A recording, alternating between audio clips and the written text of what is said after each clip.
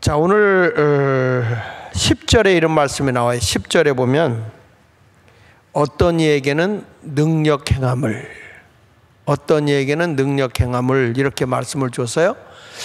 그래서 오늘은 능력 행함의 은사, 능력 행함의 은사, 다시 말하면 기적의 은사, 이것에 대해서 오늘 말씀을 생각하면서 은혜를 받겠습니다.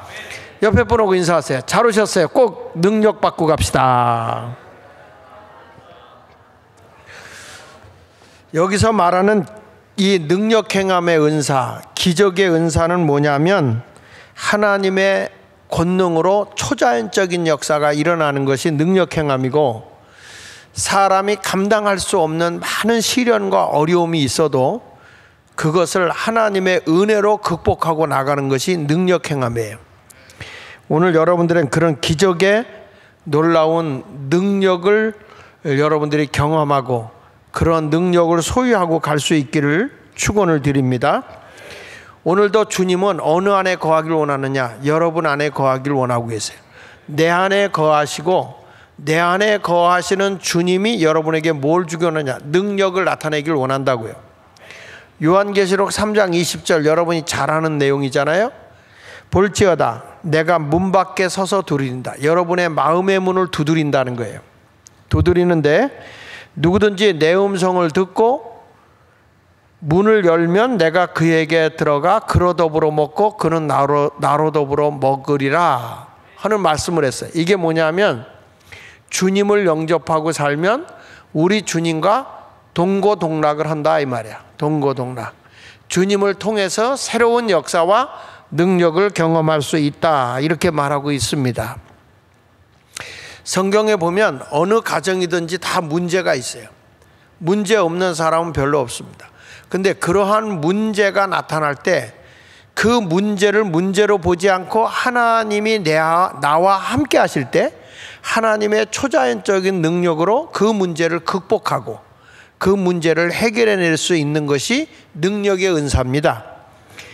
마치 성경에 보면 수넴 여인이라는 여인이 가정에 자녀를 갖지 못하는 갈등이 있어요. 이 세상적으로는 부족함이 하나도 없지만, 그런데 하나님의 능력의 종 엘리사를 가정에 모셔드렸을 때 그 가정의 문제가 다 해결돼요. 여러분, 어떤 역사가 일어나냐면 능력의 은사가 나타나면 해결되는 겁니다. 사람의 어떤 잔머리 굴려서 되는 게 아니라 하나님의 능력이 나타나면 그 능력으로 모든 인간이 행할 수 없는 것을 초자연적인 능력으로 하나님이 이루신다는 거예요. 그게 능력 행함의 은사인 줄로 믿습니다. 그러니까 수넴 여인의 가정은 지금으로 보면 어떤 것과 같으냐면, 이 가정에는 지금으로 말할 때 불임을 가지고 있는 여인이에요. 자식을 그렇게 갖고 싶지만 가질 수가 없는 그런 상황에 놓여 있는 이런 가정에, 이거는 가정의 문제이기도 하고 그 지역의 문제이기도 해요. 우리나라도 지금 자녀가 많이 부족하잖아요. 자녀가 적게 낳는 것 때문에 문제가 되고 있잖아요. 이게 앞으로 미래에 사회적으로는 굉장히 큰 문제, 국가적으로도 큰 문제가 될 거라고 저는 생각을 해요. 그래서 이제는 아이를 낳으면요, 이제 아이를 낳으면 금년부터인가요? 내년부터는 일단 70만 원 주더라고, 월. 아이를 낳으면 그게 이제 자녀 출생한 월급이요. 근데 그게 다음에 가서는 100만 원이요, 100만 원. 가지고 연봉이 이제 연 1000만 원 이상이 가게 돼 있는 거죠. 그때 나도 아기를 낳았어야 되는 건데, 늦게. 근데 이렇게 지금 세상이 아이를 낳고 돈 받는 시대가 된 거예요. 아이 양육비고 뭐 이런 것들이 굉장히 좋은 세상이 된 겁니다. 옛날부터 나라가 흥하려고 하면 세 가지 소리가 들려야 된다, 그런 말을 했어요. 세 가지 소리가 들려야 된다. 첫째는 무슨 소리가 들려야 되느냐 하면은, 첫째는 집에서 그 빨래 해가지고 사람들이 입을 옷을 자른 그 다디미질 하는 거 이렇게 두들기는 거 있잖아요. 그 다듬이질 소리가 문 밖으로 자꾸 들려야 된다는 거죠. 아, 이 가정은 지금 무슨 생동감이 있는 가정이구나 하는 걸 보여진다는 거예요. 사실 우리 어렸을 때만 해도 집집마다 다듬이질 소리 많이 들렸어요. 집집마다. 그러니까 옷을 갖다가 이게 그때는 거의 광목 종류니까 옷이 퍼지질 않고 이렇게 빨고 나면 꼬개꼬개해져요. 더군다나 이건 이제 빳빳하게 하려고 풀을 먹이잖아요. 풀을 먹이게 되면 이게 꼬불꼬불하고 뻣뻣하다고요. 근데 이것을 부드럽게 하면서도 잘 펴지게 하는 게 다듬이질하는 거. 다듬이. 그땐 다리미가 없을 때니까 다듬이질 해가지고 이걸 때려가지고서 부드럽게 해가지고. 근데 그거를 잘못 때려서 그 다듬이 돌 그 구탱이를 이렇게 잘못돼서 때리면 이제 이게 또 터져. 그러니까 요즘 아이들이 다듬이질이 뭔지 몰라서 내가 그걸 얘기를 해준다고 그러고 깜빡 못했는데 인터넷에 이렇게 가보면 그게 나와요. 그래서 그 전에 식구가 많잖아요. 식구가 많으면 저도 기억이 나는 게 우리 할머니, 어머니가 둘이 마주 보고서 이렇게 때리더라고. 마주 보고. 그러다가 이제 우리 누님들이 크니까 다듬이 돌을 2개를 놓고 이쪽 저쪽에서 때려. 근데 그 박자를 얼마나 기가 막히는지. 우리나라 사람은 태생적으로 박자를 잘 맞추게 돼 있어요. 이걸 보면 대한민국이라는 나라가 흥황하기 위해서는 이 다듬이질 소리가 바깥으로 많이 들려야 된다. 두 번째로는 무슨 소리가 들려야 나라가 흥하느냐 하면 가정마다 애기 울음소리가 자꾸 들려야 된다 그랬어요. 애기 울음소리. 그래야 나라가 흥한다 그랬어요. 애기 안 나고 애기 울음소리가 들리지 않으면 안 된다는 거죠. 근데 그동안에 우리가 보면 어떤 일이 있었냐면 이 노인들에 대한 복지비는 많이 줬는데 아이를 낳으면 아이 낳은 거에 대한 그런 지원금을 병원에다 많이 주던 거를 이 정권에서 없애버린 거야. 그래가지고 어린이 병원들이 다 문 닫았어요. 그래서 대표적인 데가 이 서울의 을지병원 있잖아요. 을지병원. 을지병원이 아이들로 유명했던 병원이잖아요. 근데 이게 국가적인 지원이 약해지면서 제대로 아이들을 받아주지 못하니까 그 병원이 굉장히 여성들에게 꼭 필요한 병원인데 이 병원이 굉장히 감당을 못해서 지금 넘어갔죠. 넘어갔어요. 그걸 보면 이게 이 나이 드신 어른들에게만 관심 갖지 말고 아이 많이 낳는 데다가 신경을 써야 나라의 미래가 있단 말이에요. 예수마을교회도 부흥될 수 있는 방법은 주일학교가 부흥돼야 돼. 주일학교가 자꾸 왕성되게 부흥이 되고 그 운동이 일어나야 되는 겁니다. 그 다음에 이제 세 번째는 무슨 소리가 나야 되느냐면 그 나라가 흥하려고 하면 글 읽는 소리가 들려야 된다 그랬어요. 글 읽는 소리가 바깥으로 자꾸 들려야 된다. 근데 이 글 읽는 소리는 없어지고 요즘에는 전부 다 딴 소리들만 너무 많이 들리니까 문제라는 거예요. 그래서 우리나라 우리 교회도 이제 흥하려고 하면 우리는 기도 소리가 많이 커져야 부흥이 될 거고, 그리고 날마다 전도되어져서 새신자가 오는 소리가 많이 들려야 되고, 아멘 소리가 시원찮아요. 그리고 여러분들 자꾸 찬송과 그리고 성경 읽는 소리가 자꾸 들려야 예수마을교회가 부흥될 줄로 믿습니다. 자, 오늘 여기 수넴 여인의 가정에도 보면 엘리사가 거기를 지나갈 때마다 수넴 여인은 엘리사를 자기 집에 모시는 거예요. 하나님의 종 엘리사를 자기 집에 모시는데 이 사람이 어떤 사람이었냐 했더니 은사가 있는 사람이야. 엘리사라는 사람이. 여러분 아시다시피 엘리야를 쫓아다녀서 엘리야가 받은 능력에 갑절의 능력을 받은 사람이잖아요. 그러니까 능력을 받은 사람이니까 홍해도 갈르지, 그뿐 아니라 여리고 성의 수질이 나쁜 것도 고쳐내지, 그리고 이 부채에 허덕이고 있는 집에 가서 기름이 넘치게 해서 그 물질적인 문제도 풀어내지. 이렇게 능력 있는 사람이 수넴 여인의 집 앞을 이렇게 지나가는 거예요. 그 지나갈 때마다 이 여인은 그냥 있는 게 아니라 저 능력의 은사를 가지고 있는 사람을 자기 집에 모셔드리는 거야. 그 지나갈 때마다 음식을 해서 드리고, 그리고 그 음식을 자꾸 해서 드린 것만 아니라 나중에 가서는 뭘 하냐면, 아니 여기다가 이제 우리 방도 드리고 그렇게 해서 이 책도 볼 수 있도록 등도 해주고 촛대도 좀 해주고 그렇게 좀 침대도 놔주고 다 합시다. 그렇게 남편을 졸라서 엘리사가 그 집에 거하도록 한 거예요. 여러분, 이 엘리사가 그 집에 거하는데 성경을 읽어보면 이 수냄 여인이 음식도 주지만 엘리사가 지나갈 때마다 거리낌이 없이 자연스럽게 수냄 여인의 집에 들렸어요. 이것은 뭘 얘기한 거냐면 이 수냄 여인이 기적을 일으킬 수 있는 룸을 만들었다는 거예요. 그 영접을 통해서 기적의 방을 만들어 놨다는 거예요. 기적의 방을. 우리도요, 하나님이 저와 여러분들에게 기적을 일으키고 싶어도 기적을 일으킬 수 있는 그런 방이 없는 거야. 내 중심이고 자기만을 아는데 능력 있고 하나님의 그 놀라운 은사와 역사가 임하는 분들을 영접할 능력이 없는 거예요. 그러니까 요즘 세상은 굉장히 이기적인 거예요. 이기적인 거예요. 어저께도 이제 우리 기획위원회를 하면서 당회 준비를 하는데 신방에 대한 얘기가 나왔어요. 그래서 내가 그랬습니다. 신방도 요청하는 사람이 있고 요청하지 않는 사람이 있으니 내년에는 개인적인 신방은 요청하는 사람만 내가 하겠다. 요청하는 사람만. 왜 그러냐면 어거지로 가봐야 그건 뭐 신방이 되겠습니까? 사모하는 마음이 있어야 되는 거지. 그러니까 수냄 여인도 그렇게 사모함이 있었던 것이죠. 목사도 이 참 쉬운 게 아니에요. 아무 집이나 툭툭 들어가서 아이고 왔습니다. 이게 쉽지가 않아요.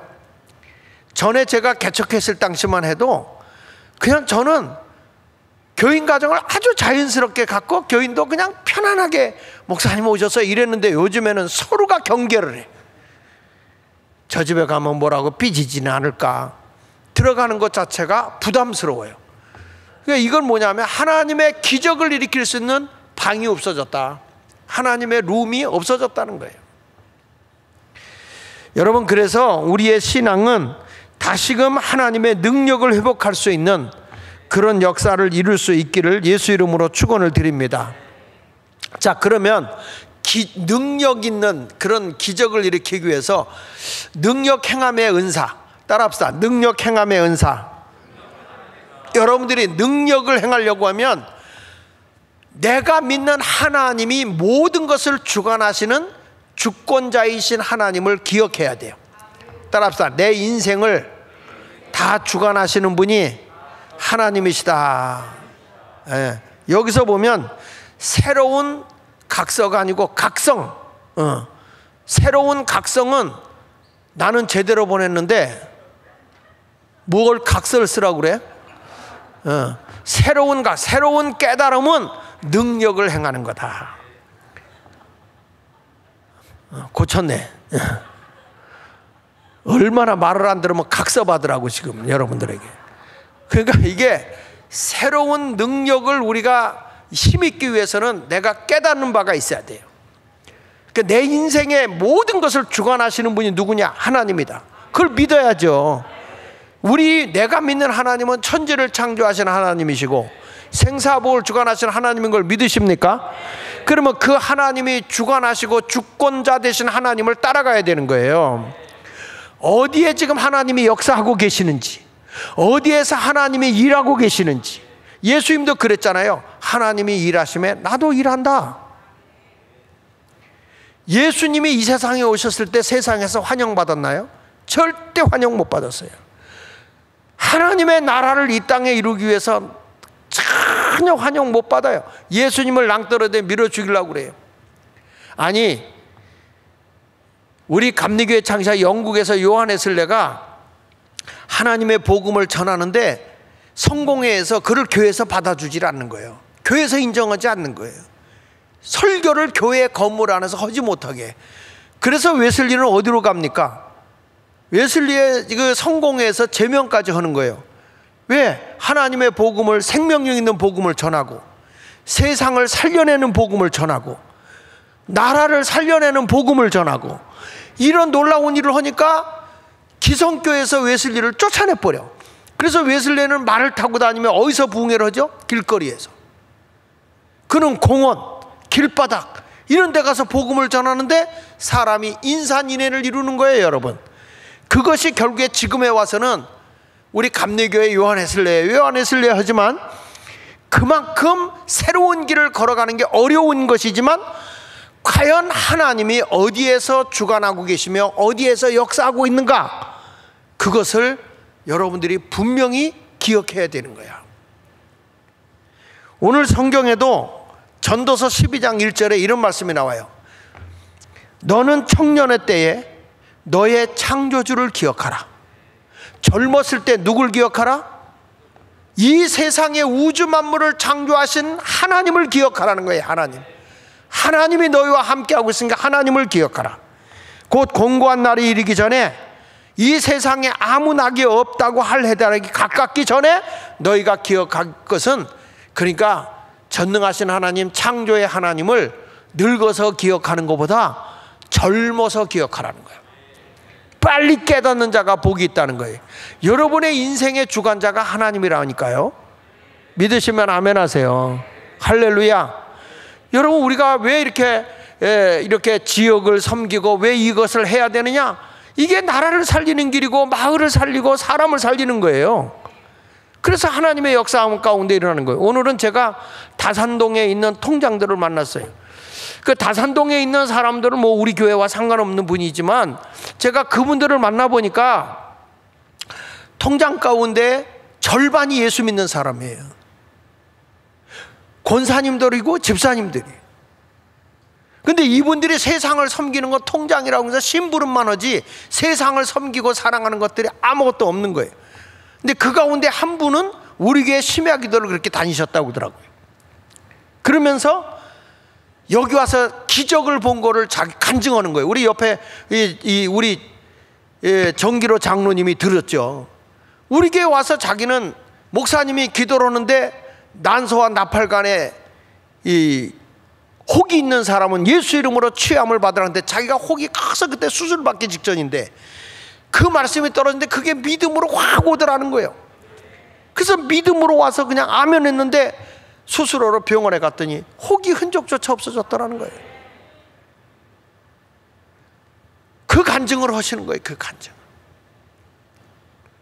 여러분, 우리가 전능하신 하나님의 말씀 자체가 능력인 거예요. 그래서 그걸 섬겨야 되는 거예요. 그래서 그분들에게 이 마을에 사람들을 모으십시오. 그리고 우리가 활동을 해서 이 마을을 섬깁시다. 아니, 탈북자 49살 먹은 사람이 세상에 어떤 어려움이 생겨서 제대로 못해가지고 찾아가서 문을 뜯고 보니까 세상 떠난 지가 1년이 돼서 완전히 썩어가지고 사람조차 알아볼 수 없는 그 지경이 됐다. 그 뉴스에 나올 때 여러분 가슴 아프지 않아?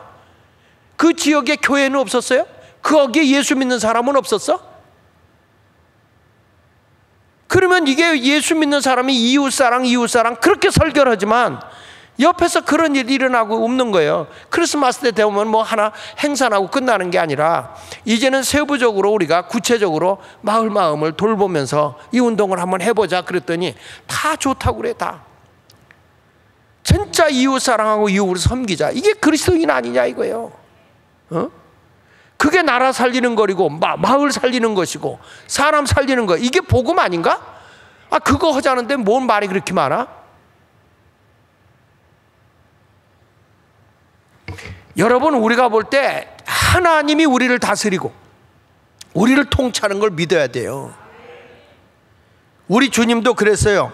양과 염소를 구별합니다. 마태복음 25장 31절 이하에 보면 31절부터 46절까지 쭉 나오는데, 우리 주님이 마지막 날에 재림해서 이렇게 심판할 때 보면 양과 염소를 분리를 하는 거예요.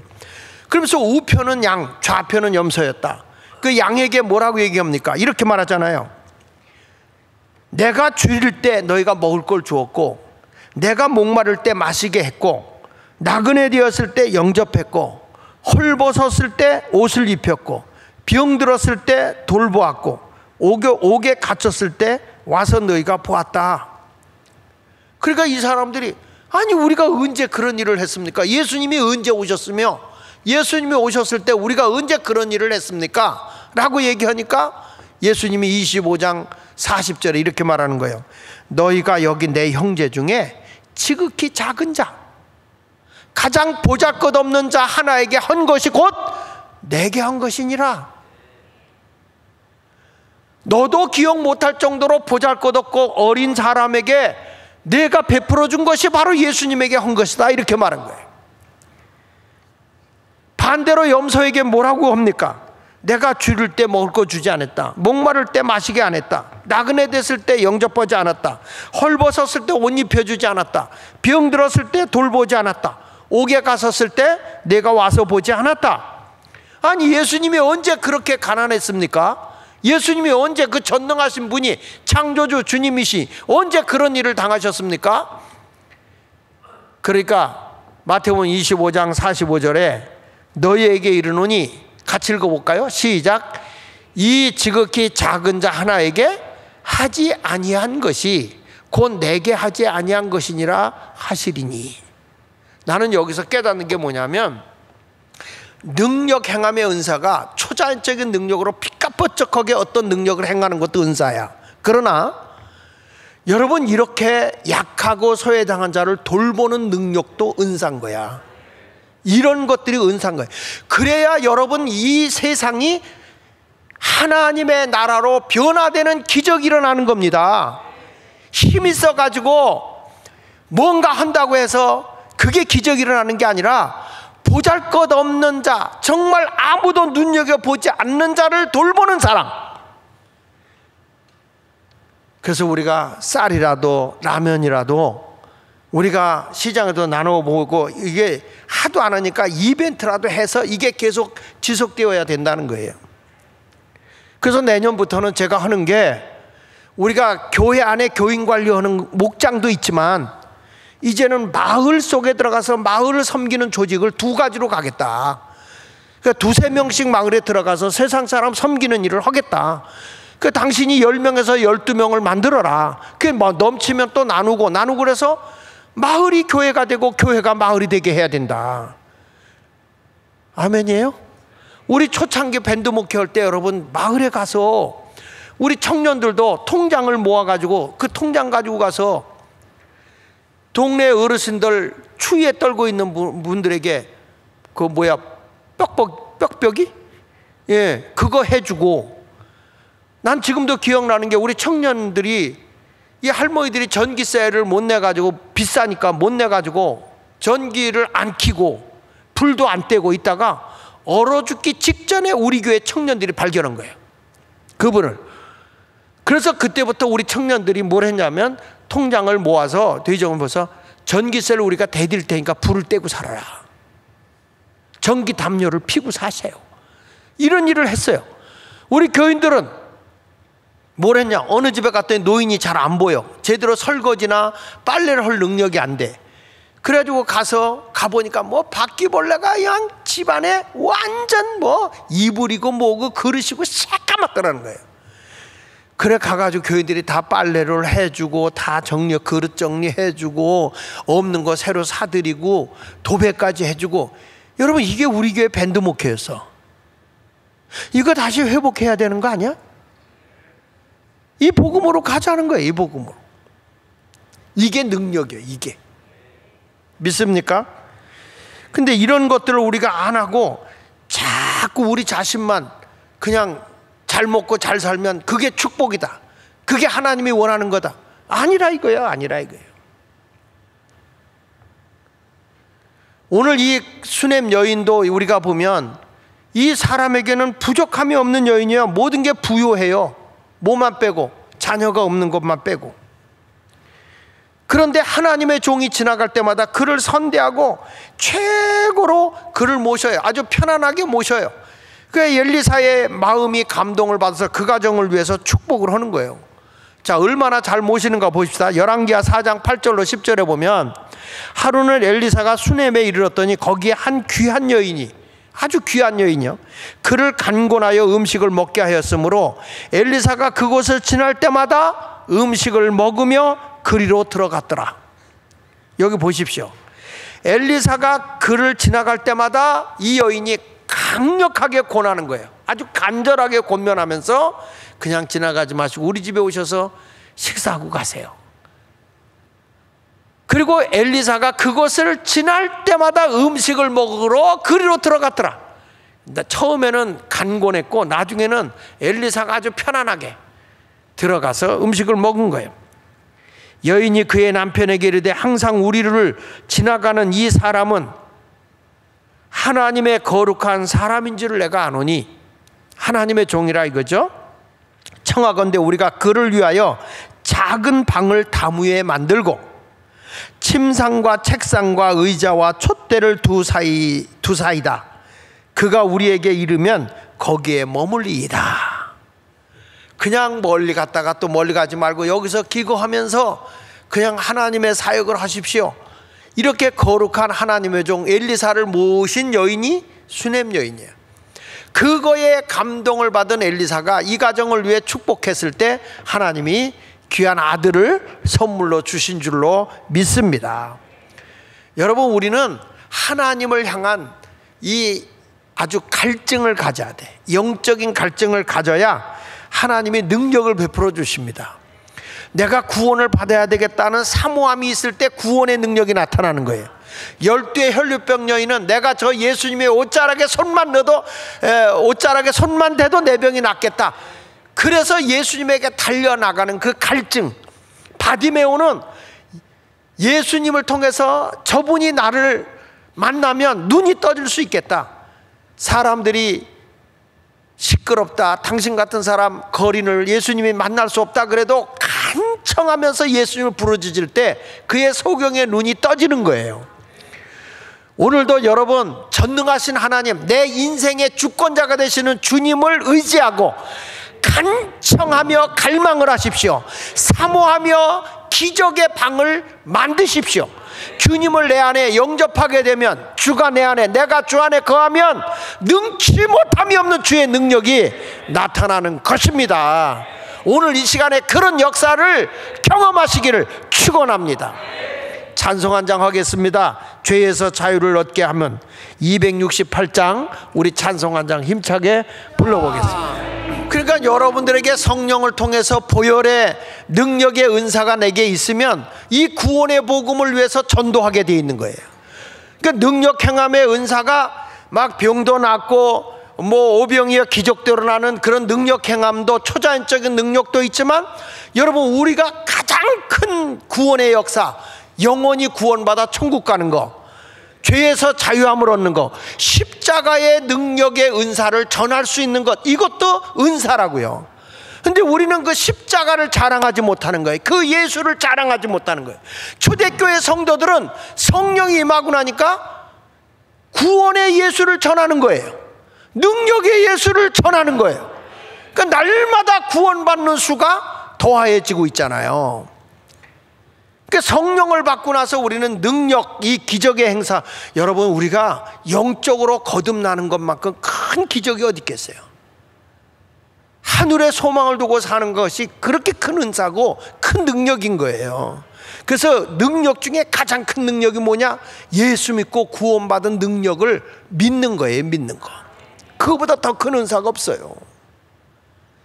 사실 초자연적인 능력이 많이 나타나잖아. 그 초자연적인 능력을 통해서 뭘 하고자 하는 겁니까? 하나님의 살아계심을 보여줘서 믿음을 갖게 하는 거예요. 그러니까 처음에 복음이 전파될 때 보면, 처음에 복음이 전파돼서 아무것도 없는 데는 하나님의 능력과 표적이 많이 나타납니다. 하나님이 나타내세요. 왜 그런 능력 행함 은사를 보여줍니까? 믿게 하려고. 전능하신 하나님을 믿게 하시려고. 또 우리를 죄에서 구원해 주신 십자가의 구속의 예수를 믿게 하려고 표적과 능력을 나타내는 거예요. 그러니까 우리는 이 구원의 은사를 늘 경험하기 위해서 여러분들이 성령을 갈망해야 돼. 성령을. 오직 성령이 너에게 임하시면 권능을 받는다고 그랬잖아요. 사도행전 2장 1절로 3절에 보니까 오순절날 이미 이름에 그들이 다 같이 한 곳에 모였더니 호련히 하늘로부터 급하고 강한 바람 같은 소리가 있어. 한 곳에 모여서 뭐 한 겁니까? 성령 받기를 사모한 거야. 성령이 임하면 사도행전 1장 8절에 권능을 받고 예루살렘과 온 유다와 사마리아와 땅끝까지는 내 뭐가 된다 그랬어요? 증인이 되리라 그랬잖아. 그러니까 예수를 전하는 능력자가 되는 거예요.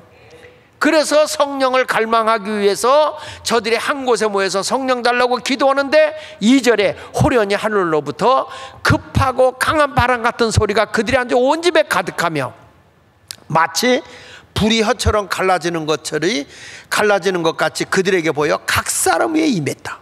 성령이 각 사람에게 임하는 거예요. 어떤 사람에게만이 아니라 오늘 이 자리에 오신 여러분들에게도 성령이 임하기를 축원합니다. 그러니까 성령이 내 속에 임하면 이 능력이 내게 임하니까 구원의 예수를 전하러 가는 거예요. 수가성 우물가의 여인이 예수님을 만나고 구원의 감격 메시아를 만나고 나니까 사람들이 다 삿대질하고 손가락질해도 세상으로 뛰어들어가는 거예요. 세상에 뛰어들어가서 그 동네 사람을 다 그리스도에게로 인도하는 거예요. 여러분, 이게 능력의 은사야. 이게 이 보잘것없는 사람이 말이야, 교회를 오래 다니고 내가 성경을 많이 알고 그래도 한 명도 그리스도에게로 인도하지 못한다면 우리가 무슨 능력자라고 얘기할 수 있어. 그리고 오늘 여러분 성령에 의해서 주여 나에게 능력의 은사, 기적의 은사를 허락하여 주시옵소서, 그렇게 기도하시기를 바랍니다. 시편 18편 35절을 보면 또 주께서 주의 구원하는 방패를 내게 주시며 그랬어요. 여기 보니까 주님의 손으로 우리를 구원하는 방패를 준다. 누가 위험을 당할 때 믿는 자들을 통해서 하나님의 역사함이 일어나는 거예요. 할렐루야, 할렐루야. 저는 하나님의 놀라운 역사가 여러분의 삶 속에 나타나길 바랍니다. 주의 오른손이 나를 붙들고 주의 온유함이 나를 크게 하셨다. 주님이 나를 도와준다는 거예요. 여러분, 우리가 세상에 나가서 주를 위해 살잖아. 누가 붙잡으냐? 주님이 붙잡아 준다니까. 주님이, 전능하신 하나님이 나를 붙잡아 주는 거예요. 그러니까 오늘 그냥 멈춰있는 사람이 되지 말고 능력자가 되어서 세상을 향해 뛰쳐나가는 고귀한 성도들이 되시기를 축원합니다. 그러니까 하나님은 지금도 교회를 통해서 하나님의 기름 부으심이 막 임하는 거예요. 그러니까 내가 지난주에도 그랬지만 이 동성애법을 왜 이렇게 이 사탄이가 사악하게 통과시키려고 하느냐? 하나님이 이 세상에 만들어준 것이 가정이고 교회야. 직접 만드는 게 가정과 교회인데, 여러분, 가정이 동성애법으로다가 이게 무너져 버리잖아. 이 무너지게 되면 교회는 저절로 무너지게 돼 있어요. 그러니까 이들이 교회를 몰락시키려고 사탄이가 아주 차별금지법이라는 걸 가지고 가정을 무너뜨리고 여성 남성을 없애버리고 다 동성을 만들어버리게 하는 이런 아주 그냥 끔찍한 일들이, 하나님이 분명히 하나님은 만드실 때 여자와 남자를 딱 만드셨거든요. 그렇잖아요. 그리고 둘이 합해서 한 몸을 이루라는 게 성경 아닙니까? 남자 여자 살라는 법 없어요. 이건 뭐냐면 유럽의 교회가 동성애법이 통과되니까 교회가 그냥 무너지더라는 거예요. 교회가 텅텅 비고요. 이제 이 법이 통과되면 목사가 이게 죄입니다, 동성애법이고 안 됩니다, 그러면은 목사들 잡아가는 거지 뭐. 얼씨구나 하죠. 교회가 죄를 범해도 아무 문제가 없는 거고. 이런 시대가 돼서 됩니까? 안 되지. 교회가 살아야 되는 거야. 하나님의 법도대로 살아가야 되는 거야. 그런 걸 보고 가만히 있어야 됩니까? 뛰쳐나가야지. 우리 감리교가 말이에요, 얼마나 웃기냐면 다종교 다윈 해가지고 WCC 해가지고 뭐 모든 종교는 다 하나다 거기에 가입하고, NCGK라는 데서 동성애법을 지지하고 앉았고 말이에요. 거기에 우리 감리교가 다 포함되어 있어요. 기가 막힌 일들을 하고 있어요. 이 교권이라는 게, 교단이라는 것이 말이야, 영혼을 사랑하는 게 아니라, 여러분, 이제는 교단이 교회 못 지켜줘. 두고 보세요. 교회는 둘로 갈라집니다. 이제 일제 36년 때 신사참배한 것과 신사참배하지 않은 것과 갈라졌듯이 지금 이 나라도요, 사상적으로 둘로 갈라지게 돼 있어. 교회가 정신 안 차리면 안 되는 시대가 됐다고요. 근데 하나님은 어디를 통해서 일하느냐? 교회를 통해서 일하는 거예요. 그래서 우리는 신앙생활 할 때는 단순하게 성경을 하나님의 말씀 안에서 자족하고 사는 거예요. 디모데전서 6장 6절에 보니까 그러나 자족하는 마음이 있으면 경건은 큰 이익이 되느니라. 내가 주어진 그 환경 속에서 자족하고 살아야 되는 거예요. 목사가 맞죠? 하나님의 뜻이 아니고 하나님의 뜻이 아닌 길로 가면 하나님의 목사를 치게 돼 있어. 왜? 영혼을 병들게 하기 때문에. 근데 하나님의 뜻인데 여러분이 안 따라가잖아? 하나님이 여러분에게 어떻게 징계를 할 수밖에 없잖아. 우리가 하나님의 뜻을 따라가야 되는 거예요. 하나님의 뜻을. 교회가 인기나 얻으려고 이 말하면 이 사람이 싫어하고 저 말하면 저 사람이 싫어하고 그런다고 해서 하나님의 복음을 왜곡할 수 있어요? 여러분, 나라 없는 기독교가 있어요? 나라 없는 대한민국에 나라가 없는데 우리 교회가 빠듯하게 설 수 있어요? 그래서 저 북한에는 기독교가 번성하고 있나? 정신 차려서 지금 예수 똑바로 믿어요. 똑바로 믿어. 진리로 살아야 되는 거예요. 진리로. 오늘도 주님은 우리를 향해서 말씀한다고요. 네가 지금 어디 있느냐? 에덴 동산에서 숨었어. 네가 어디 있느냐? 너의 정체성이 뭐냐 이거야. 내 뜻대로 살지 않고 어디 있느냐? 두려워서 숨었습니다. 다 알면서도 쉬쉬하고 이 얘기면 교인들이 갈등이 올까 봐 그걸 못하고 있는 게 무슨 교회예요, 그게. 성경 사도행전 17장 23절 읽어보겠습니다. 내가 두루다니며 너희가 위하는 것들을 보다가 알지 못하는 신에게라고 새긴 단도 보았으니 그런즉 너희가 알지 못하고 위하는 그것을 내가 너희에게 알게 하리라. 이 아테네 신전에 말이죠, 성지순례 가보신 분은 알지만은 거기가 이제 다실론이야. 신을 많이 섬겼어. 가지고 누가 특별한 은사가 있으면 다 신이야. 남들보다 음식을 잘한다. 그럼 그게 음식 신이야. 곤봉숙 장로님이 음식을 굉장히 잘한다. 그러면 곤봉숙 신이야. 그래서 거기다 신을 만들어놨어요. 누가 노래를 잘한다. 아니, 예를 들어서 우리 김방선 집사가 올겐을 잘 친다. 그러면 올겐 신이야. 김방선 올겐 신. 이렇게 되는 거야. 그러면 거기다 신이 내가지고 그 신을 다 만들어놨어요. 근데 오래되다 보니까 세월이 지나가다 보면 너무 신이 많으니까 무슨 신인 줄 몰라. 그래서 그 아테네 신전이 무너졌지만 거기 성지순례를 가보면, 그리스에 거기 가보면 그 신전을 재건하고 있는데 거기 가보면 알지 못하는 신이 굉장히 지금도 전시가 돼 있어요. 복원하고 있거든. 그러니까 그때에 바울이 이 아테네 신전에서 알지 못하는 신을 섬기고 있으니까 그가 뭐냐면 너희가 알지 못하는 신에 대해서 내가 너에게 알게 하리라 하면서 누구를 알려주려고 하냐면 바로 너희를 구원하는 신은 알지 못하는 신이 아니라 너희가 진짜 알지 못하는 신, 생명의 신, 구원의 신 예수 그리스도를 전하는 거예요. 바울이 이렇게 알지 못하는 신이라고 하는 것을 전하니까 저들이 뭐라고 합니까? 깨닫질 못해요. 아멘 오고 받아들이는 게 아니고, 우리 예수마을교회는 믿음이 좋아서 아멘 오고 했지만 알지 못하는 신에 대해서 딱 예수 그리스도를 하니까 뭐라고 바울에게 하냐면 너의 그 똑똑하고 많이 배운 것이 너를 미치겠구나. 너를 많이 배운 너의 그 철학, 너의 많은 지식이 너를 미치겠구나. 그러니까 바울이라는 사람이 미쳤다는 소리를 들어요. 그래서 바울이 거기서 이 구원의 복음을 전하지 못하고 어디로 가죠? 고린도로 가는, 고린도에 가서 복음을 전하지 않습니까? 우리가 신앙생활하면서 기독교는요 계속 복음이 전파되어지는 곳마다 계속 그 시대와 충돌이 일어나게 돼 있어요. 그 구약시대 때는 전부 다 이스라엘이라는 나라하고 주변 국가하고 충돌이잖아. 계속 싸우잖아요. 애굽하고 이스라엘하고 싸우는 거 아닙니까? 모세가 들어가서 충돌하는 거 아닙니까? 거기서 해방하고 나오고. 나중에 다니엘서에서도 보면 거기에 보면은 이스라엘 나라하고 쭉 역사가 나오잖아요. 거기 보면 바벨론, 그 다음에 메대와 바사, 아수르 나라, 그 다음에 이 동로마, 서로마, 그 다음에 헬라 나라, 이런 나라들하고 이스라엘하고 계속 싸워요. 나라 싸움이 일어나서 하나님의 나라를 세워 나가는 거예요. 믿으십니까?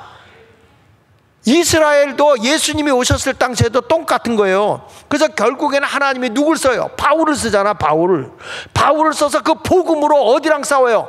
로마와 싸우는 거예요. 로마와 싸워서 로마를 굴복시킨 게 복음이라고요. 여러분, 세상이 온통 잘못돼도 이걸 바르게 잡을 수 있는 것은 복음과 충돌하게 돼 있는 거야. 역사적으로 보면.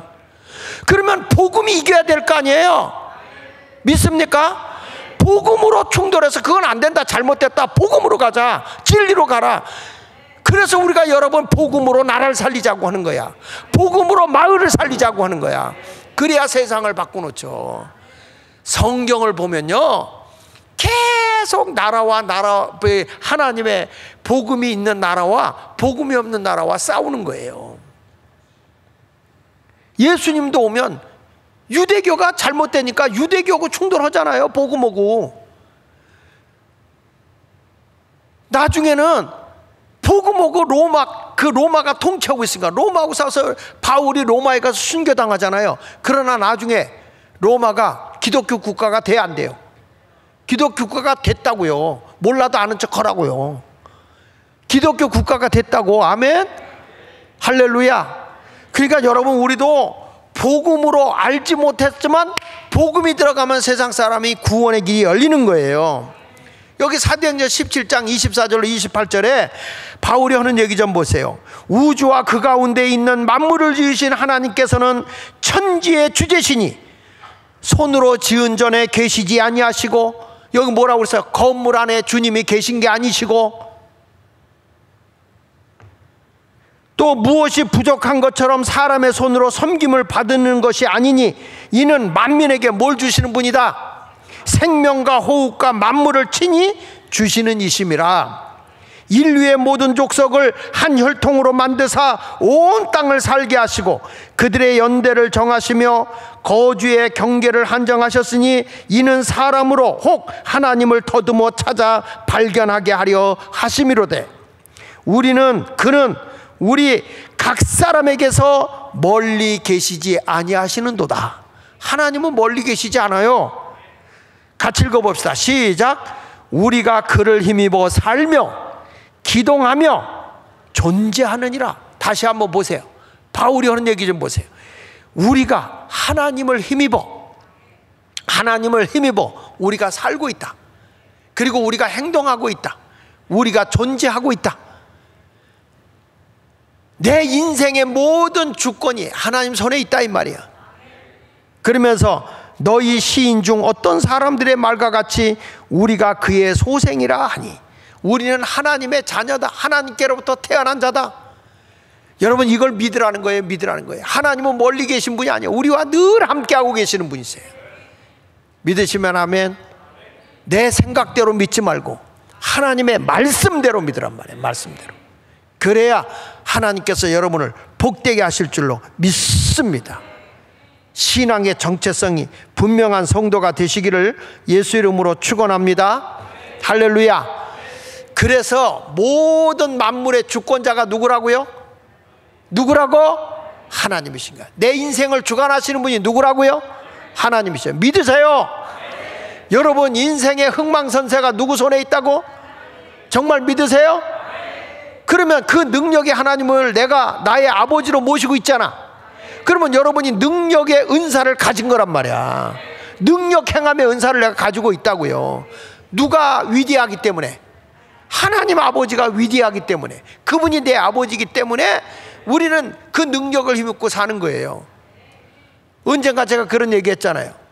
영접하는 자, 거기를 믿는 자들에게 하나님의 자녀가 되는 권세를 줬다. 거리 넣던 사람이 어느 집에 양자로 들어가니까 양자가 되기 전까지는 가정부가 막 구박하고 막 그에게 욕지거리를 퍼붓더니 양자가 되니까 그 뒤부터는 그 가정부를 부려. 왜 그래요?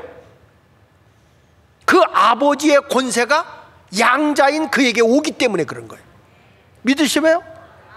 믿으시라고요. 내가요 하나님의 아들이고 딸이다.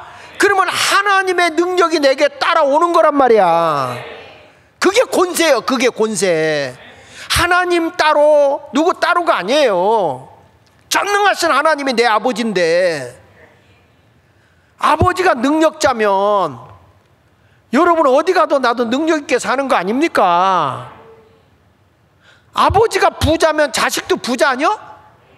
아버지가 물려줄 텐데.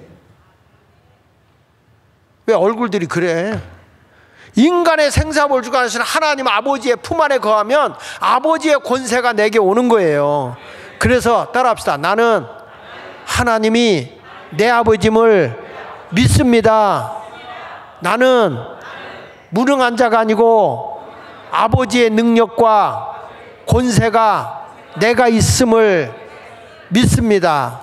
그래서 여러분은 능력의 행함이 있는 은사자들이야. 능력을 행할 수 있는 은사자들이야. 할렐루야. 아버지에게 부탁하면 다 알아서 들어줘. 자녀이기 때문에. 오늘부터 시시하게 살 거예요? 능력 있게 살 거예요? 근데 얼굴 보니까 하나 능력이 없어. 아직도. 오늘 이 말씀을 들으면 뭐가 됐다.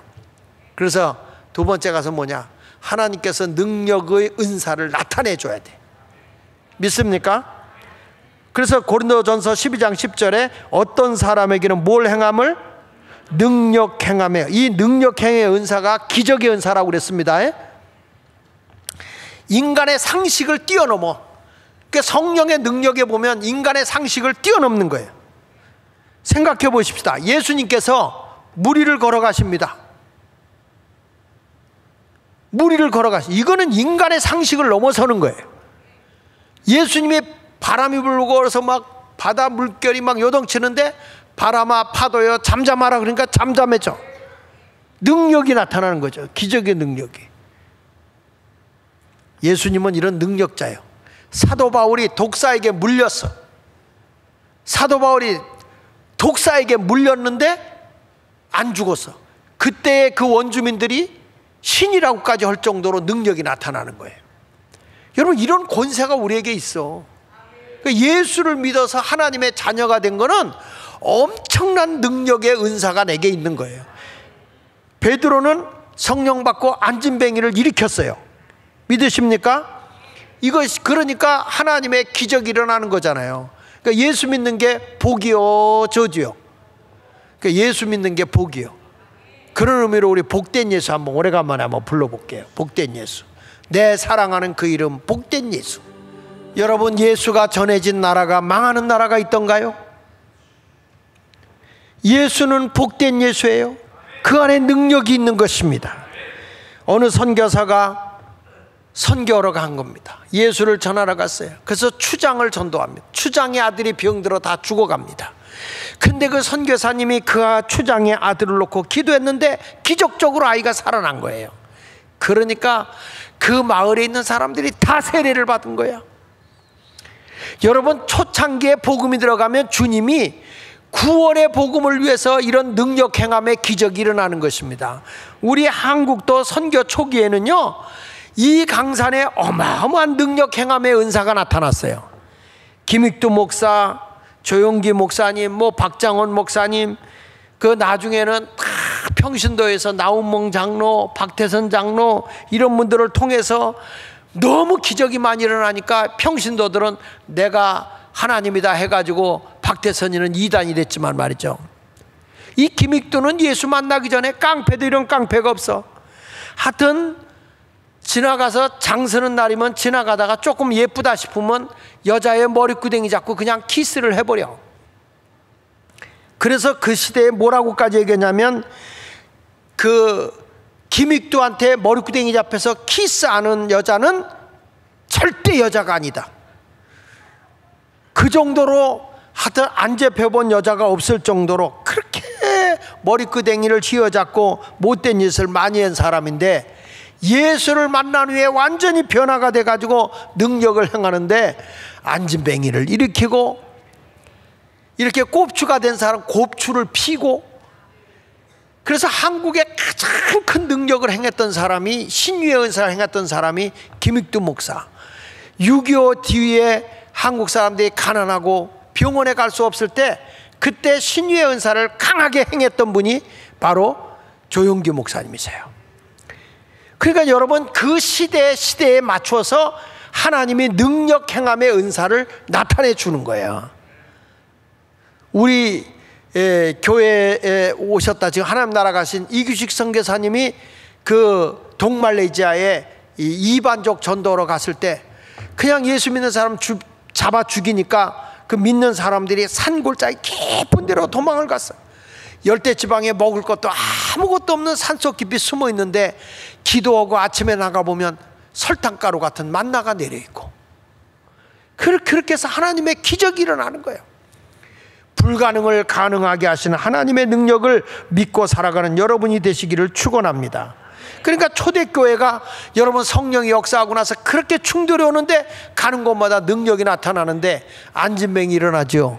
죽은 자가 살아나지요. 귀신이 쫓겨나지요.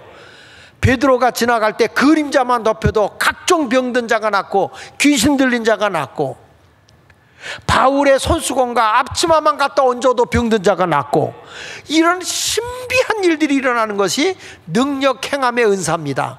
뭘 위해서? 복음을 위해서, 영혼을 구원하기 위해서 이런 일들이 일어나는 거예요. 할렐루야.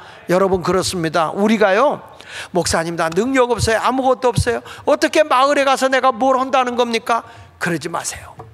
여러분이 복음을 들고 가잖아요. 여러분 이미 능력의 행함의 은사가 있어요. 할 수 있다니까요. 저도 오늘 만나서 보니까 거기 만난 분들이 그런 얘기예요. 목사님의 말씀 듣고 이거 자신 있게 말하고 사람을 모을 수 있다는 거예요. 할 수 있다는 거예요. 그래서 우리 마을을 섬깁시다. 마을에 어려운 사람들 다 우리 교인들이 정말 이렇게 섬기며 사랑을 베풀면서 한번 해봅시다. 다 좋대요. 다 좋대요. 여러분, 한국교회에 기회가 왔다니까. 제2의 웨슬리 운동이 이제 왔다니까요. 이런 기회를 놓치면 안 된다고. 그리고 여러분들이 신앙생활하면서 지금 어려움도 있고 고난이 올 수 있어요. 그 고난을 이기는 것이 능력의 은사야. 할렐루야. 그래서 성경에 하나님은요, 감당할 시험밖에는 시험을 주지 않는다는 거야. 내가 얘기했죠? 문제가 있다는 것은 답이 있다는 거라고. 성경에도 그렇게 말합니다. 시편 84편 6절을 한번 읽어보면요, 그들이 눈물 골짜기로 지나갈 때에 그곳에 많은 샘이 있을 것이다. 여러분 여기 보세요. 얼마나 힘들고 어려우면 눈물 골짜기를 지나가겠어요. 고난의 길을 걸어간다. 그런데 하나님 뭐라고 하는지 아십니까? 그 고난의 눈물 골짜기를 지나갈 때 하나님은 단샘이 있다는 거야. 너희에게 생명샘이 있다는 거야. 그러면서 이른 비가 복을 채워주나이다. 고난은 불행이 아니라는 거예요. 고난 뒤에는 하나님의 많은 샘이 있는데 그것이 뭘로 채워주느냐? 복으로 채워준다는 거예요. 복으로. 예수 믿으면서 조금만 어려움이 오고 힘든 일 오면 도망가려고 하지 말고요, 더 하나님 앞에 매달려 기도하십시오. 은혜를 더 갈망하시고 더 사모하며 주님의 뜻을 따라가시길 바랍니다. 이스라엘 백성이 애굽에서 나올 때 10가지 재앙이 있고 난 뒤에 해방받는 거예요. 홍해가 갈라지죠. 그리고 40년 광야의 길을 걸어가죠. 그래서 그 광야의 길을 걸어갈 때마다 하나님의 기적을 봅니다. 구름기둥 불기둥으로 인도합니다. 만나가 내립니다. 반석에서 샘이 터져 나옵니다. 적이 오면 적을 물리칩니다. 인간으로서 감당할 수 없는데 하나님은 능히 감당할 수 있는 능력 행함의 은사가 나타나는 걸 볼 수 있어요. 이스라엘 백성 갈 때 제일 먼저 건너가자마자 뭐가 와요? 물이 없는데 쓴물이야. 근데 하나님이 뭐라 합니까? 나뭇가지를 지정해 주면서 그 가지를 한번 던져봐. 그랬더니 쓴물이 단물로 변화돼서 200만이 넘는 백성을 살려내고 가축을 살려내잖아요. 하나님은요, 불가능을 가능하게 하시는 분이라는 거예요. 여러분의 인생에 고통이 올 수 있어요. 가정에 힘든 일이 올 수 있어요. 그런 시험 앞에 굴복하지 말라는 거예요. 나의 답은 전능하신 하나님께 있기 때문에 좀 더 하나님 앞에 나가십시오. 왜? 내가 가는 길을 하나님이 알고 있기 때문에. 그래서 우리는 하나님이 그 연단의 과정을 통해서 순금같이 나온다고 욥기서 23장 10절에 말하잖아요. 한번 읽어볼까요? 그러나 내가 가는 길을 그가 아시나니. 여러분의 가는 길을 주님이 아신다는 거야. 그가 아시나니 그가 나를 단련하신 후에는, 그랬어요. 아주 곱상하게 크는 게 잘하는 게 아니야. 하나님이 수많은 시련과 아픔을 통해서 나를 단련해요. 그런 후에는 네가 순금같이 되어 나오리라.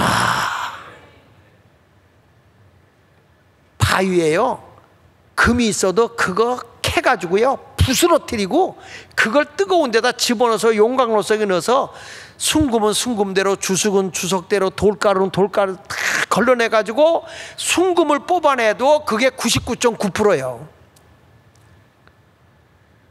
그러니까 우리 하나님은 순금이 되게 하기 위해서 우리를 때로는 부시기도 하고 때로는 부딪히기도 하고, 거기서 또 뜨거운 것에 집어넣어서 막 연단을 해가지고 순금이 나오는 거잖아요.